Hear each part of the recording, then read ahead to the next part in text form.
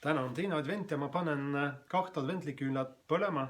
Teen seda ühe Norra adventiküünla laulusaatel. Ma panen küünla põlema, see üksi säragu. Me ootame üht väikest last, ta sõime pandi ju. Ma panen teist ka põlema, nüüd paremini näen. Et poega saadab isa meil, ma ootama nüüd jään. Ja nagu näete, siis on kokku 4 küünalt, 4 pühapäeva advendi ajal enne jõululaupäeva. Ja iga pühapäeva tagant saab siis olema rohkem ja rohkem valgus. See meenutab meile, et see kuningas, kelle sündimist me ootame, tema tuli selleks, et olla maailma valgus, nagu Johannese evangeeliumis kirjas on, 8. peatükis, salm 12. Mina olen maailma valgus, kes järgneb mulle, ei käi pimeduses, vaid tal on eluvalgus. Täna teisel advendil on selline teema nagu sinu kuningas tuleb kirkuses. Eelmine pühapäev siis oli teema hoopis sinu kuningas tuleb alandlikkuses.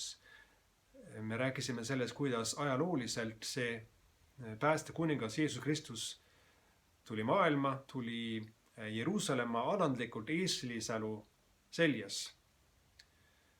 Ta tuli päris vaikselt, kui ta tuli maailma. Ta sündis Betlemmas, pandi sõime ühe talle sees. Aga Jeesus ei tulnud ainult minevikus, ta tuleb siin ja praegu olevikus läbi usu.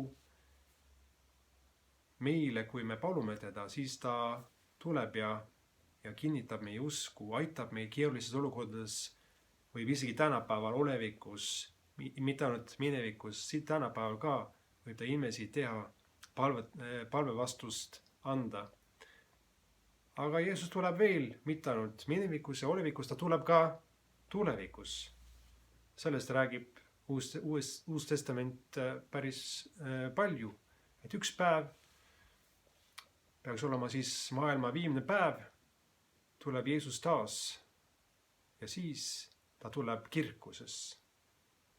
Ta mõistab maailma üle kohut, elavat ja surnud üle kohut. Siis on meile ülesandeks olema selleks päevaks valmis. Ja sellest räägivad tänased tekstid. Samas, kui näeme, et maailmas on väsimusmärke, siis ütleb Jeesus täna, et ärge kartke ja ärge vaadake ainult need, kes ütlevad, et nüüd on lõpp või nüüd on maailma lõpp. Hoopis see issanda päev tuleb nagu välk, ütleb Jeesus. Meie peame lihtsalt olema iga päev valmis. Me ju ei tea, millal meie viimne päev on. Ja meie ülesanne on mitte tuua kartust siia maailma, vaid hoopis lootust. Ma loodan, et ka sina saaksid olla selline, kes toob lootust. Nagu keegi on öelnud, et kui ma teaksin, et homme oleks maailma lõpp, siis ma istutaksin täna ühte õunapuud. Täna on küll teine advent, aga on ka üks teine tähtpäev. Nimelt on Nigulapäev. Võib-olla oled kuulnud pühast Nikolaist. Kindlasti tead seda Nigula kirikut näiteks Tallinnas. Ja püha Nikolai, kes tema oli? Tema oli kuidagi saab öelda, et tema oli esimene jõuluvana. Mul on siin üks pilt. Ma olen ise seda pildistanud Süürias. See on Türgi naabririik. Ja see esimene jõuluvana, Nikolai või Nikolas, püha Nikolas, tema oli piiskop ühes linnas, mille nimi oli, ta sündis vist ühes linnas, mis oli Mürra.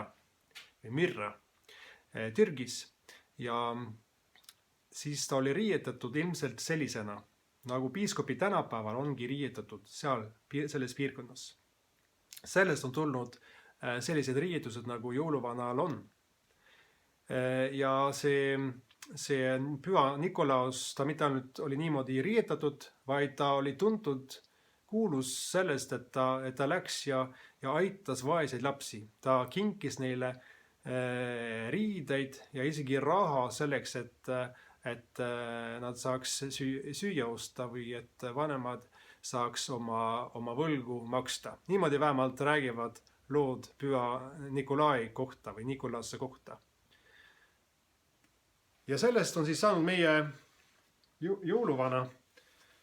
Küll aga siin Põhjamaades see jõuluvana traditsioon on natukene nii ja naa. Sinna sisse on tulnud ka rahva traditsioonidest erinevaid momente ja Coca-Cola kompanii on pannud oma panuse sellesse, et see jõuluvana,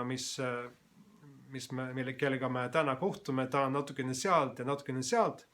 Aga siiski see esimene jõuluvana nii-öelda oli siiski üks kristlik piiskop, pühak Nikolaus, kes aitas vaeseid ja andis kinke. Muidu see, et meie kingime üksteisele kingitusi jõuludel, see tuleb ka mitte ainult pühast Nikolaust, vaid ka sellest, et 3 tähetarka, nemad tõid ju ka Jeesusele kingitusi.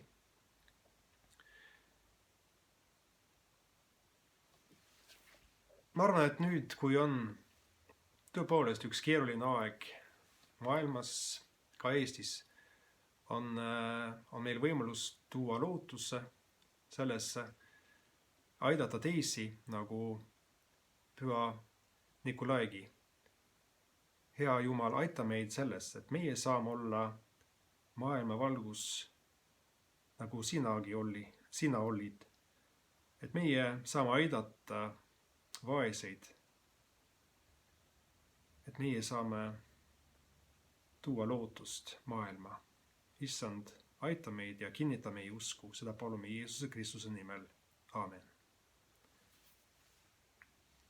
Issand, õnnistagu sind ja hoidku sind. Issand, lasku oma paale paista sinu peale, olgu sulle armuline. Issand, tõsku oma paale sinu üle ja andku sulle oma rahu, Isa, Poja ja Püha Vaimu nimel. Aamen.